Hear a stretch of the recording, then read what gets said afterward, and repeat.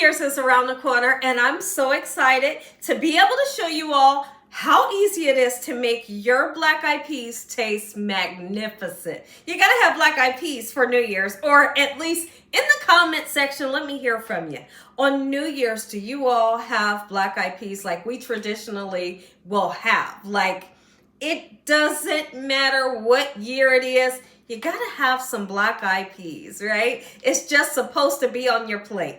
In the pork, in the sauerkraut. I wanna hear, do you all do that as well? So this recipe is super simple. No matter who you feed it to, they're gonna love it. And it's so easy to put it together. Here's what you're gonna need. Of course, you're gonna need some black eyed peas, okay? And we're using the dried. Now, when the holiday gets here, I'm making a couple of these bags, right? But since this is just the regular video today, this is gonna be a side dish for our dinner today, okay? So now you're gonna need some fresh garlic, not the kind of garlic that's packed in the oil or packed in a jar of water. Fresh garlic is always gonna make it taste best, okay? Now listen to me.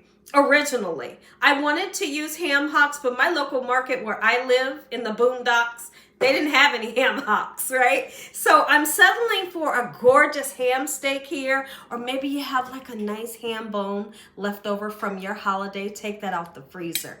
Look at this. This is gorgeous, and we're going to use that bone for great flavor. So now I'm going in with some bell peppers, a nice sweet Vidalia onion, and of course you want to serve your black eyed peas with some rice. So I have some rice. Let's talk about the spices. I'm going to be using chicken bouillon powder today in replace of my salt. If you don't have it or you don't want to use it, you can always just use salt, okay? We have some onion and garlic powder, a little bit of tiny paprika we're going to be using, and we're going to use some sugar. If you have some bacon grease, we're going to use it. If you have some, go ahead and use it. Make sure your hands are clean. Let's make delicious holiday black eyed peas the way they should be made. Hope y'all are having a great day today, and if you're not, hopefully I can brighten up your day with this here recipe. Do you love black eyed peas like we love them here at the Young's house? If so, you're in for a treat. If you don't know how to make them, I'm going to show you an easy recipe today. While I chop up my ham steak, let's talk about if you were to use like a smoked turkey meat or a smoked ham hock or something of the such. If you were using a ham hock or smoked turkey wings or legs, you want to pre-cook them. So you're basically going to put some water into your pan with some onions and garlic and put all your favorite seasonings in. Set that to boil so it can start getting nice and tender. And in the meantime, while that's getting tender, you're making a lovely broth that these beans are going to go into, okay? So since we don't have ham hocks today or any, other smoked meats, and we have this cooked ham, we're going to go ahead and chop it up. Now, it still is going to go into the water with the onions and the garlic and the bell pepper. We're going to make a lovely broth this way, but this doesn't have to cook as long as a ham hock would. I'm going to give my beans a nice rinse, just like this. Get ready to make that flavorful broth that I spoke of. We're going to chop up some bell peppers. Really, you can use whatever color bell pepper you want to use. I just happen to always have the green bell pepper around my house. Okay, and so we're going to slice it down. It's going to go into this pan here. Now, I have about this much water in my pan, and I want to season that water. Okay, even though our meat and our vegetables is going to season it, let's go in with some chicken bouillon powder to make that liquid taste even more better, right? Okay, so we're going to chop down our bell peppers, same with the garlic and that fresh sweet Vidalia onion. Let's go ahead and chop up some nice fresh garlic. I'm using like a medium-sized piece. Chop it down fine as you can, and then we're going to go ahead right away and put that garlic into that broth. We're going to put half of the bell peppers in, not all of them. We'll talk about what we'll do with that. And now I want to cut that nice sweet onion, and half of the onion will go in now. And then the rest of the onion, we're going to set it in a pile here with these bell peppers that we'll put in later. Go ahead and cut these onions, please. Not my eyes today. I don't want to cry today over these onions. My goodness, but we need it for the recipe, right? I can remember somebody had told me, if I was asking for tips of like, what can I do you know, if my eyes are watering, I'm trying to record videos.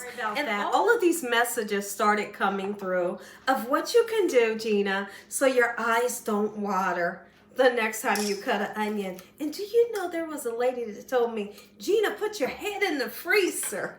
And I found it to be so funny. She said, do it right before you cut an onion. So I did it. I literally held the freezer open. This is a true story. I put my head in for just a few minutes, and the first thing that I did for that video was cut the onion. And do you know my eyes did not water? I mean, but I can't do that every time. It's a funny story, and it really happened, but I can't do that every video. So what do you do now? Now here's where the fun happens. We're going to take half of this meat. If it was a ham hock or a smoked turkey leg or something, you know you're going to cook that for about 1.5 hours before your beans go in. And here are the vegetables that we have. We'll put them in later.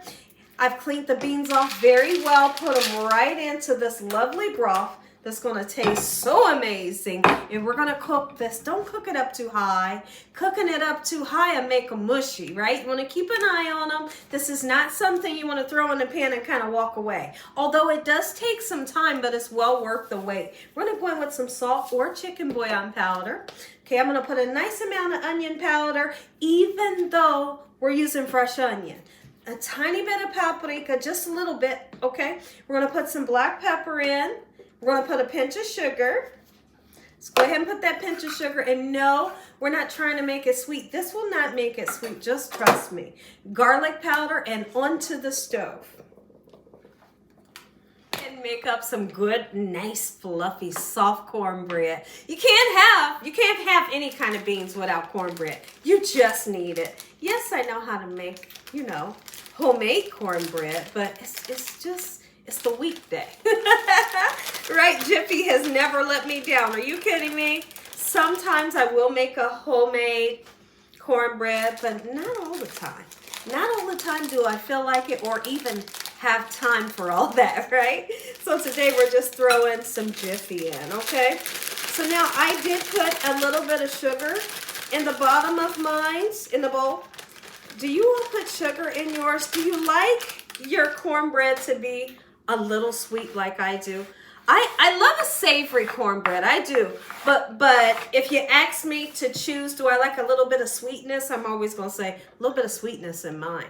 I like a sweet cornbread. And not super sweet, you know, just enough to make them say yes, you know. All right, let's get this eggshell out. And I'm going to put some milk in. I never measure. But if you need measurements, just look on the back of the box, and really it's that simple, okay? I have an oven-proof pan here that I'm going to put my cornbread into.